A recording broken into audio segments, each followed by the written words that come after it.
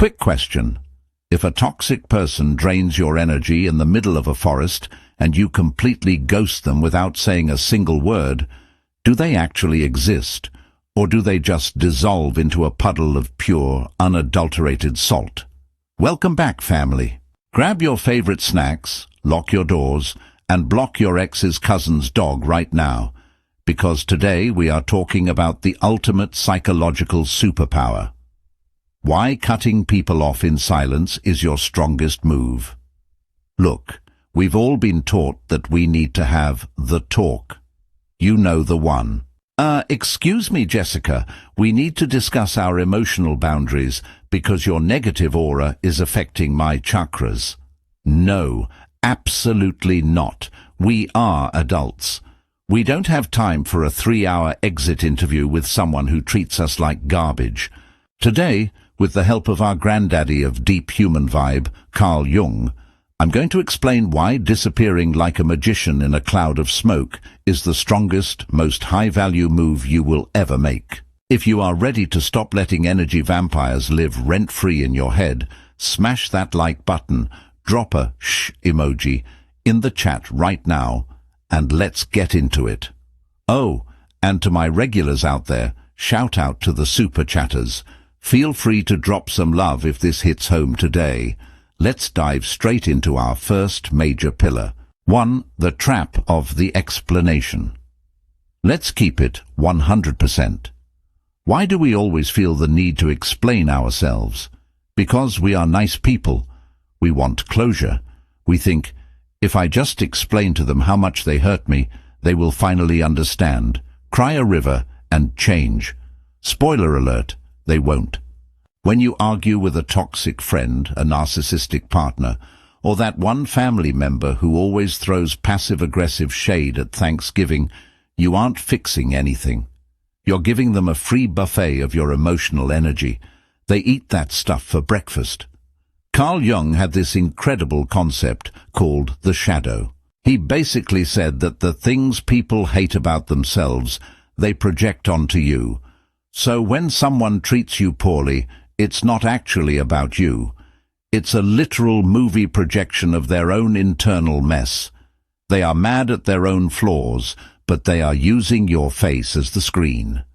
So when you try to sit them down and explain your feelings, what are you doing?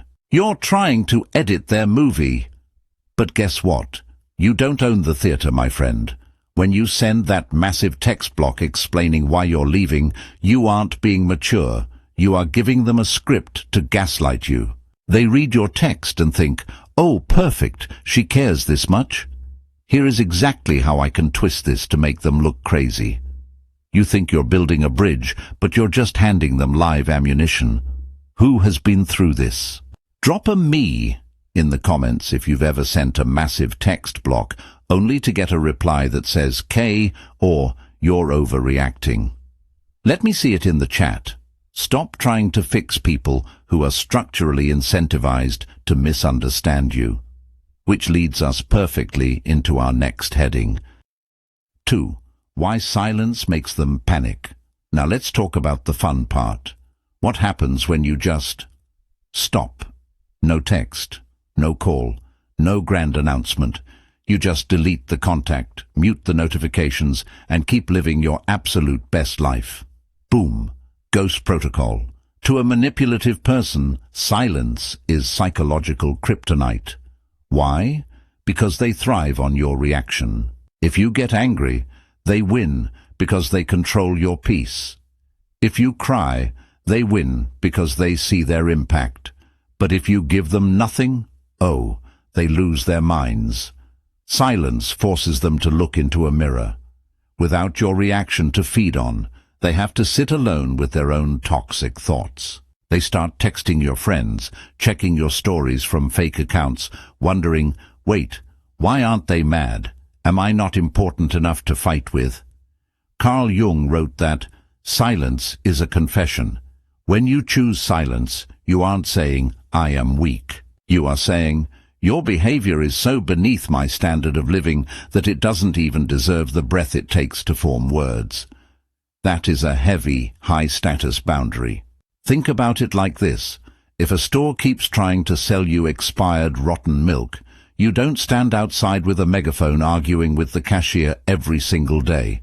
You just stop shopping there. You go find some fresh milk somewhere else. Treat your energy the exact same way.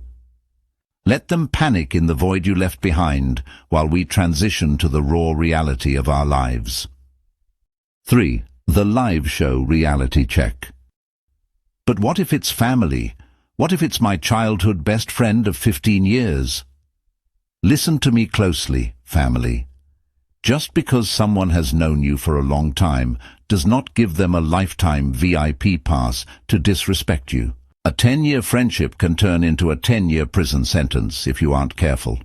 Longevity does not equal loyalty. Let's do a quick vibe check right now. I want everyone watching this to think of one person in your life right now who makes your stomach drop when their name pops up on your phone. You know exactly who I'm talking about.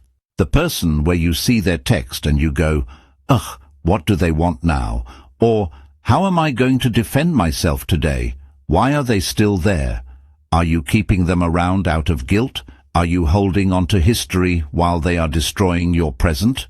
Carl Jung said something so deep it will make you want to throw your phone across the room. He said, "You are what you do, not what you say you'll do." If someone says they love you, but their actions constantly make you feel small, anxious, or completely drained, believe their actions. Stop waiting for the apology that is never coming. The closure you are looking for doesn't come from them admitting they were wrong. It comes from you deciding you've had enough. Oh, wow. Thank you so much for the super chat donation, Sarah. Sarah says she just blocked her toxic co-worker this morning, and the office air already tastes sweeter. Let's get some applause emojis for Sarah in the chat. That is how you reclaim your power live. Now let's look at what happens behind the scenes when you do this. 4. The alchemical transformation. Let's get a little deep, but keep it fun. Jung talked about a process called alchemy, taking something cheap and basic and turning it into pure gold. When you cut people off in silence, you are performing spiritual alchemy on your own life. Think about your energy like a battery. Every single time you choose not to argue, not to seek revenge, and not to validate a fool, that energy stays inside you. Instead of wasting 50% of your daily battery power shouting into the void or replaying arguments in the shower, you take that battery power and put it into your fitness, your business, your hobbies, or just taking a really, really good afternoon nap. When you disappear in silence, you aren't running away. You are stepping into what Jung called individuation, becoming your true, authentic self, totally independent of what other people think of you. Let's be honest, some people only liked the old version of you because that version was easy to walk over and always available for drama. The moment you stand up, stay quiet, and walk away, they'll start telling everyone that you changed and that you are the bad guy. They will literally villainize your boundaries. And guess what your response to that gossip should be?